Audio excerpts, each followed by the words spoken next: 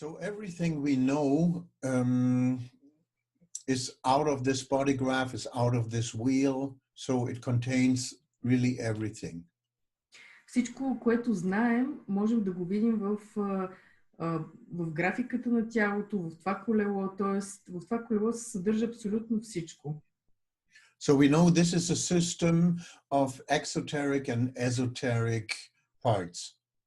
Знаем, че това е една система, която съдържа езотерични и екзотерични части. So the major part is about the neutrinos.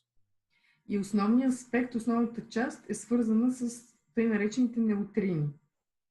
So the neutrinos, they are very small. They have just a little of mass. Неутрините са много фини частици, те имат много малка маса. And therefore they just move through the planets of our solar system. Те преминават през планетите на нашата Слънчева система. And dependent on the place where the planet is, it will affect a biological situation in our metabolism. И в зависимост от това къде се намира дадената планета, ще окаже съответно въздействие върху биологичния метаболизъм на самите нас. So the astrological wheel is in this sense a transmitter. И в този смисъл астрологическото колело представлява един вид предавател. According to the place where the planet is and where a specific hexagram is, според позицията на планетата и според специфичната позиция на хексаграма, so it transmits the information into a specific place in the body graph.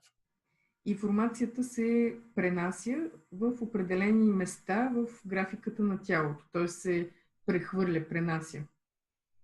And we know that only those neutrinos which move through the planets of our solar system, they can affect us. И знаем, че само тези неутрини, които преминават през планетите от нашата Слънчева система, могат да ни оказват въздействие на нас. But we will see it's not only that, it's also as an exclusive perspective, the nodes of the moon. Но не само те оказват въздействие, а също така и лунните възли.